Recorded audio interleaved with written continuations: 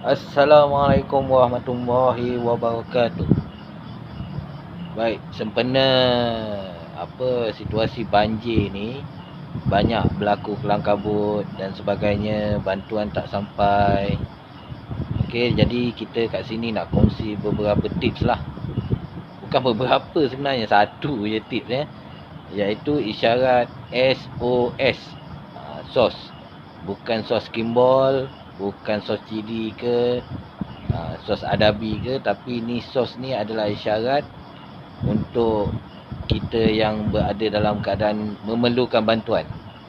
Jadi kita boleh berikan isyarat SOS ni. Isyarat SOS ni dia basic dia ialah SOS ataupun dalam Morse code dia deep deep deep da deep deep deep.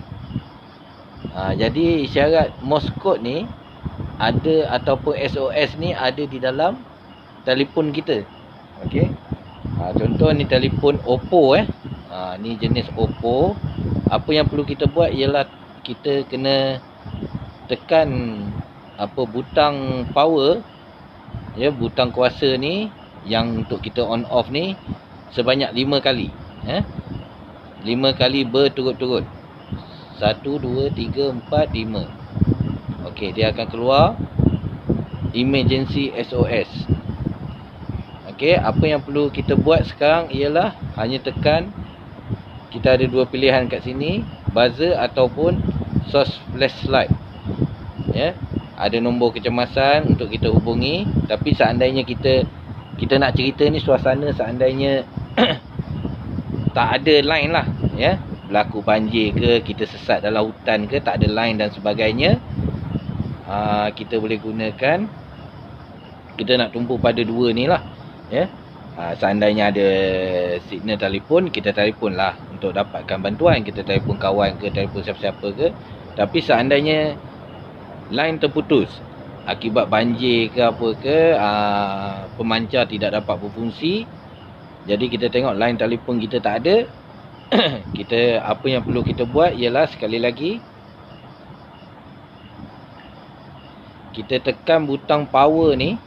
Butang power ni sebanyak 5 kali. 1, 2, 3, 4, 5. Okey, 5 kali dia akan keluar. Kemudian kita tekan butang buzzer. Dia akan bunyi, dia akan keluarkan Morse code. Okey, bunyi Morse code akan dikeluarkan. Deep deep deep da deep deep deep. SOS. Jadi kita boleh tekan butang buzzer untuk dapatkan perhatian. Kita boleh tekan butang buzzer untuk dapatkan perhatian daripada penyelamat ataupun orang di sekeliling kita lah yang memahami bunyi ni. Kalau tak faham pun masalah juga, tak? Okey, ataupun kita boleh tekan flashlight. Dia akan keluarkan cahaya SOS. Okey, kita halakan dia ke atas.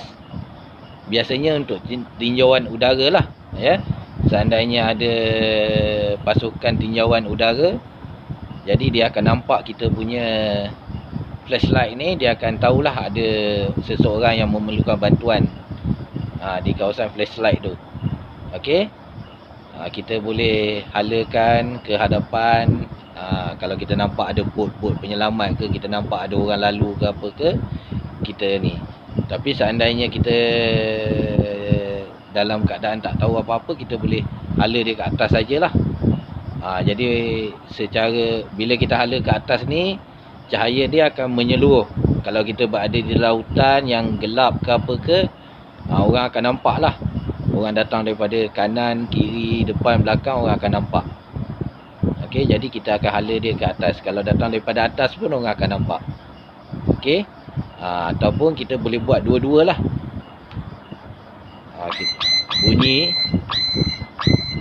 Bunyi dan juga flashlight. Okey, bila kita tekan je bunyi, kita letak je.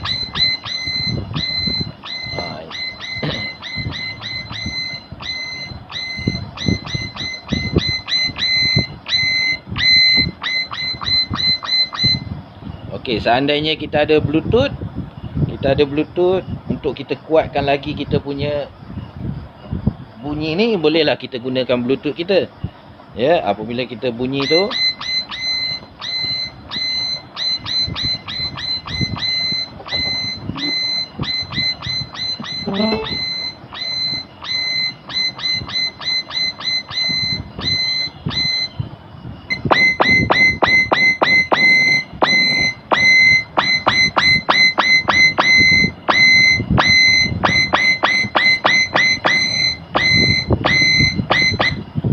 jadi bunyi tu akan lebih kuat lah.